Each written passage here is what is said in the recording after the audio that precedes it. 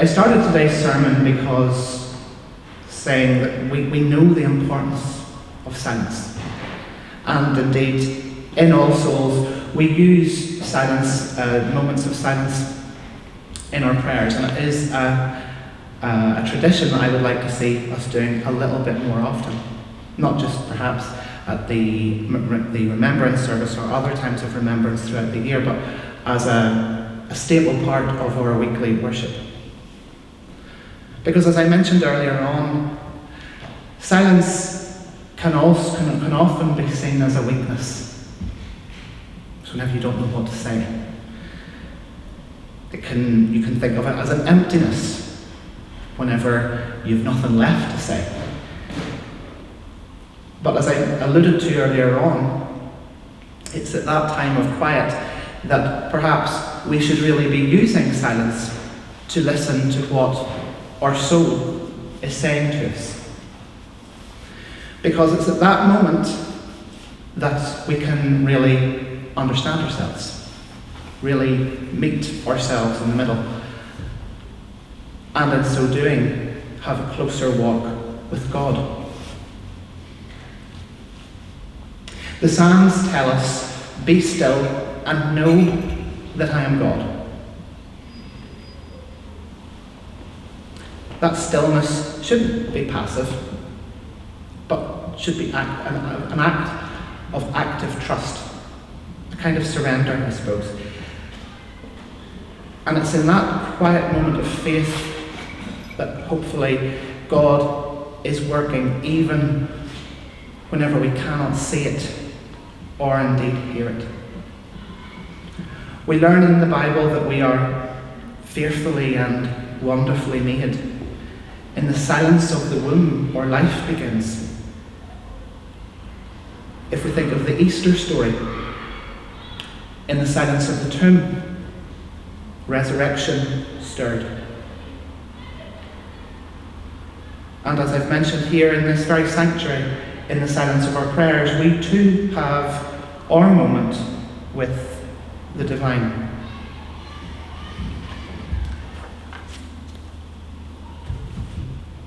One of the several reasons that I'm not going to get into, that I broke with our friends in the Presbyterian church, is that I see a God who does not always thunder loudly. I think God's much more subtle than that. Sometimes God can whisper. Sometimes God will wait, and wait a long time. And sometimes we will perhaps find subtle clues in that silence and during that wait. But in that time, God is there. He is simply there. He exists and invites us to simply be. And in that time, we shouldn't fear silence, because it's perhaps exactly what we need. A moment to breathe and to listen, and a moment to remember who we are and whose we are.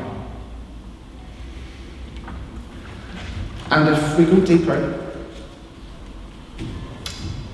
Jesus Christ understood the power of silence.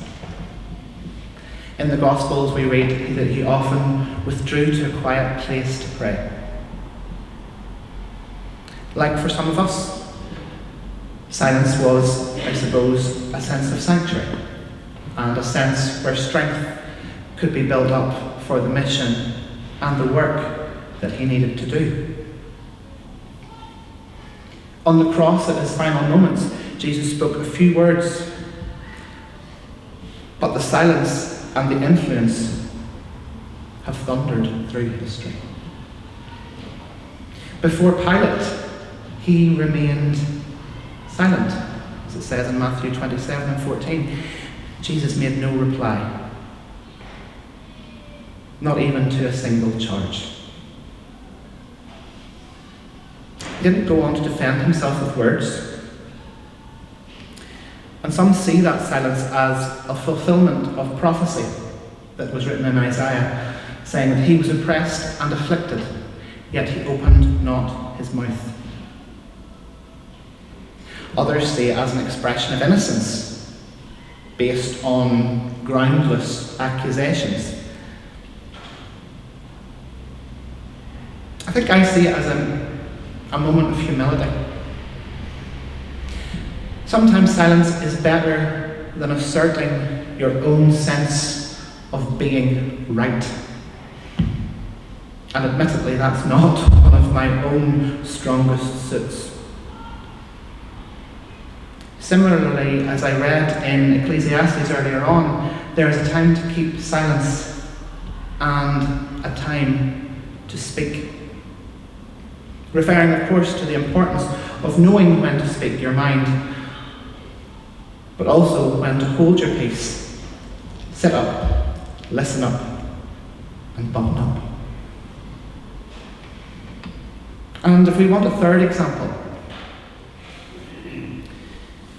the prophet Elijah in 1 Kings just fled from Queen Jezebel, and on the mountain he's confronted by, we read of earthquakes and wind and fire. But we hear, and we often sing it in a hymn here at church, a still small voice of calm.